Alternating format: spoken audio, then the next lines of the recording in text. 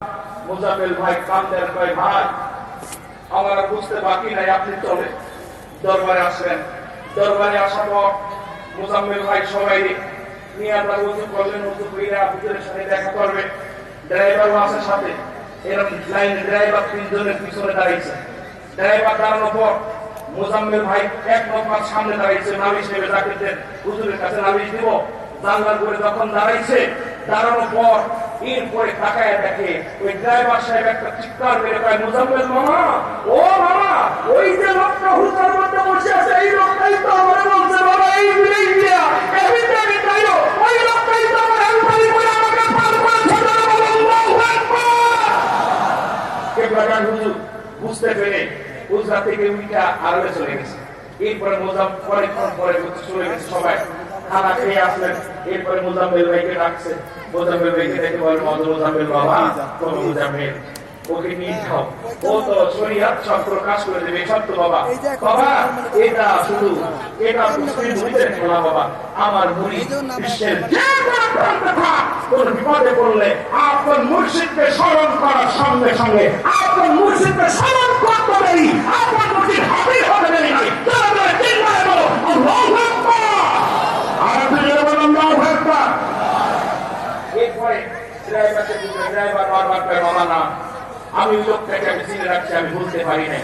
ওই লোকটা আমার বারবার বলেছিল, ওনার চেহারা আমার ভুলি নাই, ওনার রূপ আমি বলি নাই। উনি যে কাপড়ে পরেছিল ঠিক সেই কাপড়টাই পরে আছে, যে টুপিটা মাথায় ছিল সেই টুপিটা মাথায় আছে, যে পাঞ্জাবিটা গায়ে বলছিল সেই পাঞ্জাবিটা আছে। মুজাম্মেল বলেন বাবা, যে হুজুর বলেন বাবা আমি সব জানি, যান ওদেরকে নিয়ে যান, কারণ শরীর হাত এগুলো ফাঁস করেন না বাবা।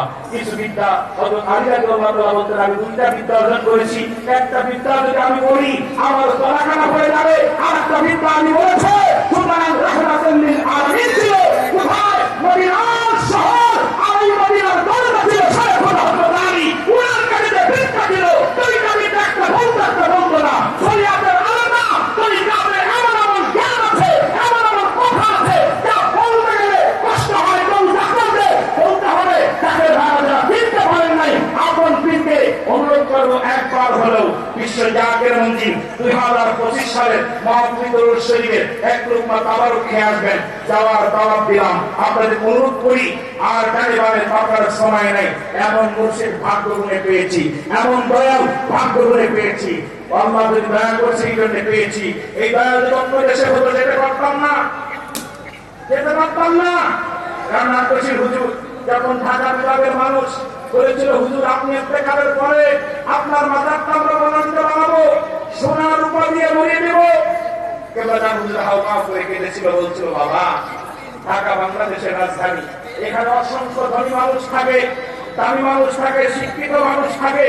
আমার অসংখ্য মুরিদ লেখাপড়া জানে না, ঢাকা শহরে কোনোদিন আসে নাই, তবে এত মানুষের ভিড়ে আমি মুজাহিদের কদমে যাইতে পারবে না। বাবা আমাকে নিয়ে যাবে, আমি ইন্তেকালের পরে আমি আত্মশীর জমিনে শুতে চাই, ওখানে আমার গরিব মুরিদরা আসবে, আমার রওজা পাকে নালিশ দিবে, আমি মুজাহিদ ওই রওজায় শুয়ে আসবে, মুরিদের নালিশ নিব। তাহলে কেবলাজান হুজুর এত আশা করেছিলেন আপনাদেরকে নিয়ে যে আপনারা ওখানে যাবেন, নালিশ দিবেন, সেই নালিশ সন্দেহ হুজুর ওই আত্মশীর জমিনে শুয়ে, সেই জমিনে আমি যেতে চাই কি চাই না? বলেন চাইতে চাই কি চাই না?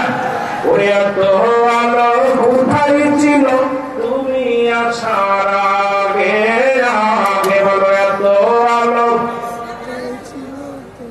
আরো যদি বলেন এত আলো কোথায় ছিল?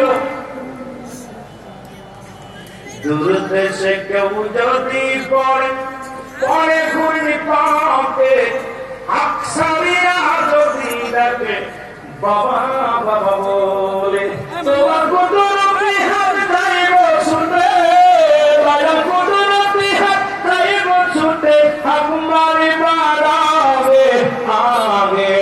তো আলো কোথায় ছিল তুমি আসার আগে, বলে না তো আলো কোথায় ছিল?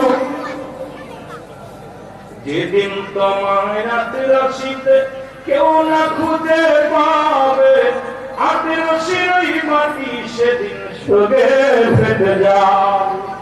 যেদিন তোমার হাতের রশিতে কেউ না খুঁজে পাবে, হাতের শিরোই মাটি সেদিন সুগে ফেটে যাবে। তাই বলতে